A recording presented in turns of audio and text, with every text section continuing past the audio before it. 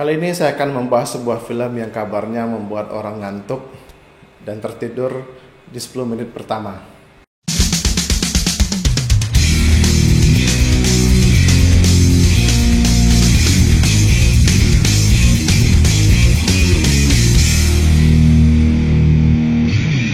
Hai, selamat datang kembali di Cut to Cut.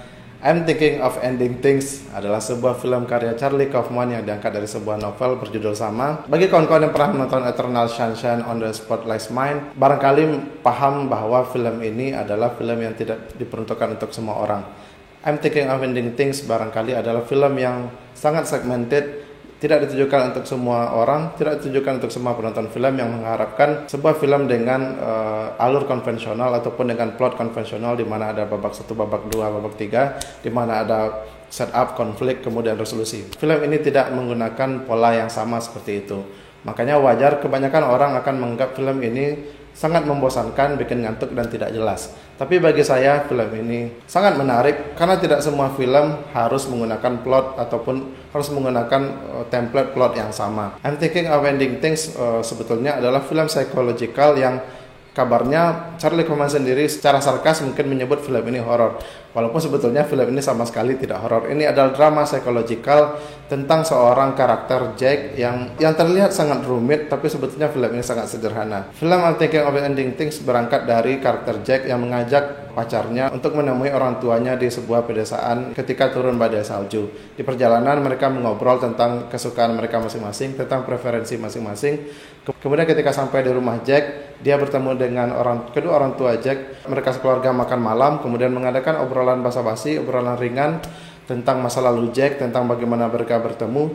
Kemudian semua berubah ketika orang tua Jack tiba-tiba berubah menjadi tua, dan banyak hal-hal aneh kemudian yang terjadi yang seolah-olah tidak bisa kita jawab kenapa hal tersebut muncul. Mungkin banyak yang bertanya-tanya ini film tentang apa, tapi kalau kita memperhatikan semua simbol di dalam film ini sebetulnya sangat mudah dijawab ini film tentang apa. Dan mungkin saya sedikit akan spoiler karena bisa saya tebak bahwa kawan-kawan mungkin mengharapkan review yang spoiler untuk film seperti ini.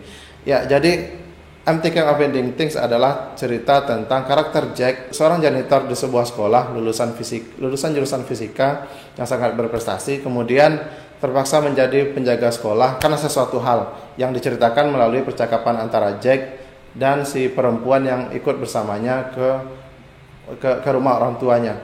Nah, di perjalanan kita lihat bahwa si karakter perempuan ini ternyata memiliki berbagai macam nama, dimulai dari Lucy, Lucia, bahkan MS. Yang sebetulnya nama perempuan ini tidak jelas siapa. Karena nyatanya perempuan ini memang tidak ada. Perempuan ini tidak nyata.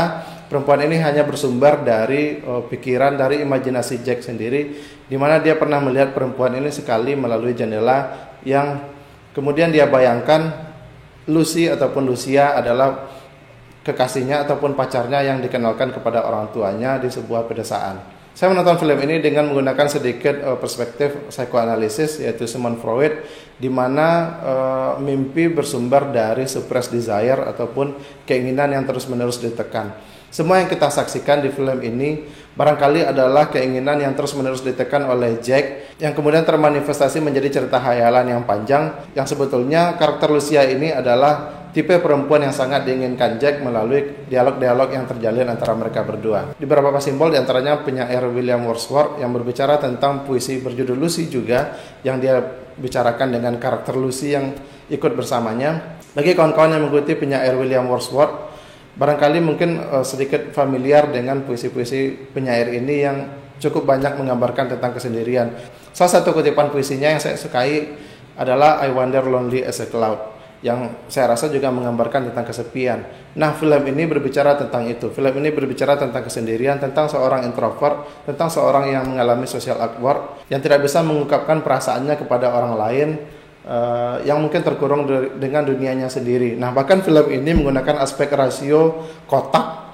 Saya tidak tahu mungkin ini 4:3 ataupun 1:1, tapi kotak, tidak seperti film kebanyakan. Saya rasa ini untuk menggambarkan bagaimana sudut pandang karakter utama Jack yang terkurung dalam dunianya sendiri, yaitu dalam kotaknya sendiri. Clue terbesar yang menandakan bahwa Jack adalah seorang janitor di sekolah ini yaitu ketika si perempuan bernama Lucy atau Lucia ini menemukan seragam Jack di dalam mesin cuci yang merupakan ternyata seragam yang sama yang digunakan oleh janitor di sekolah. Jadi bisa kita bayangkan bahwa perjalanan Jack menuju rumah orang tuanya adalah perjalanan hayalan yang mungkin saja pernah terjadi satu kali, tapi mungkin saja dibayangkan oleh Jack berkali-kali gitu loh.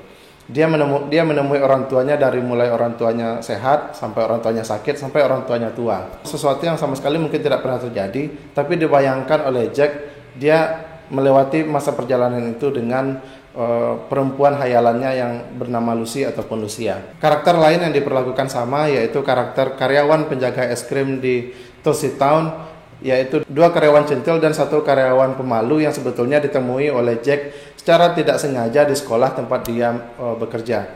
Dua karakter ini diperlihatkan secara sekilas dan ini mungkin tinggal di memori Jack dan dia manifestasikan kembali ketika dia membeli es krim di Tulsi Town ini. Barangkali perspektif Sigmund Freud ini cukup kompatibel untuk memahami film ini, karena film ini bagi saya sekilas seperti mimpi ataupun seperti hayalan Jack, di mana semua adegan yang ada di dalam film ini adalah keinginan-keinginan ataupun hayalan-hayalan Jack yang terus-menerus dia tekan sehingga membuat dia terus-menerus depresi dan tertekan sampai hari tuanya. Ini adalah film yang sebetulnya memiliki plot yang tidak kronologis, berbeda dengan film pada umumnya. Film ini seolah-olah memaksa kita untuk menyusun sendiri alurnya secara kronologis yang memang tidak ditawarkan oleh film ini. Makanya wajar film ini terasa sangat membosankan karena alurnya tidak jelas. Kalau kita tidak jeli memperhatikan simbolnya, mungkin kita akan miss banyak hal. Ditambah lagi dengan tone film ini yang sangat dingin dengan penggunaan warna biru dan elemen salju yang membuat film ini terasa sangat dingin, sangat membosankan. Dan mayoritas dialognya kalau kita tidak relate, kalau kita tidak paham, jelas akan membuat kita ngantuk di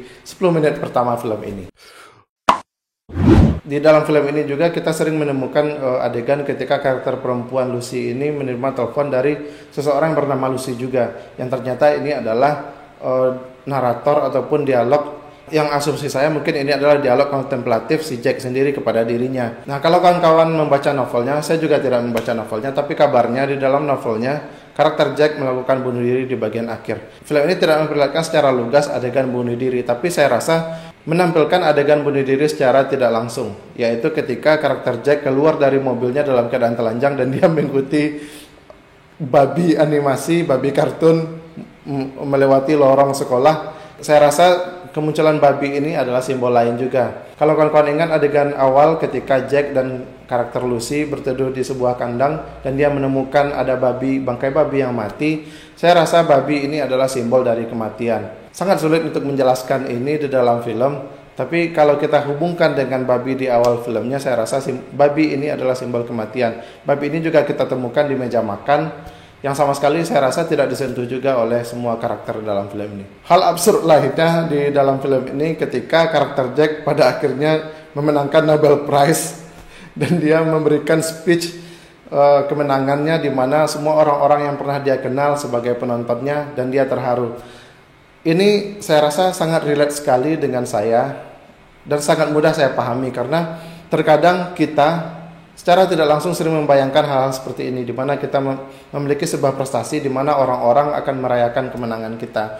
Bagi kawan-kawan yang introvert, bagi kawan-kawan yang social awkward, pasti pernah mengalami fase ini, di mana kita akan merasa butuh pengakuan, di mana kita butuh penghargaan, dan digambarkan dengan baik di dalam film ini ketika Jack menerima Nobel Prize untuk penemuan fisika, dan latarnya adalah tarian Oklahoma yang merupakan kesukaan dari Jack di sebuah pertunjukan Broadway, dan semua orang-orang menyaksikannya terharu. Di antaranya karakter Lucy, orang tuanya, dan beberapa orang-orang di sekolah, termasuk karyawan es krim Tulsi Town.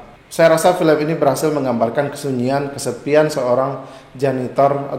Ditambah lagi kita tahu bahwa Jack adalah seorang introvert yang romantis, yang menghabiskan hari-harinya menonton film Robert Zemeckis palsu yang sebetulnya film itu tidak pernah dibuat oleh Robert Zemeckis.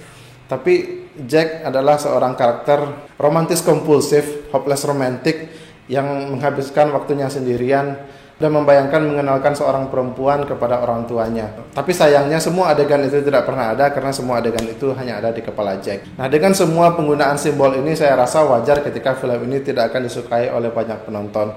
Tapi kabarnya saya dengar para pembaca novelnya sangat menyukai film ini. Sayang sekali saya tidak membaca novelnya, tapi saya adalah termasuk penonton yang sangat bisa menikmati film ini. Seperti halnya kita masuk ke sebuah galeri dan menemukan begitu banyak lukisan abstrak yang sangat sulit kita pahami, tapi entah mengapa kita bisa menikmatinya walaupun kita tidak mengerti ini tentang apa gitu loh. Ada kalanya sebuah film tidak perlu kita pahami dengan jelas, tapi cukup kita nikmati. Dan film ini adalah tipikal film yang seperti itu. Ya, demikian reviewnya. Terima kasih sudah menyaksikan. Like video ini jika suka, dislike jika tidak suka, dan jangan lupa berikan komentar dan subscribe channel ini agar berkembang ke depannya. Terima kasih, salam sejahtera.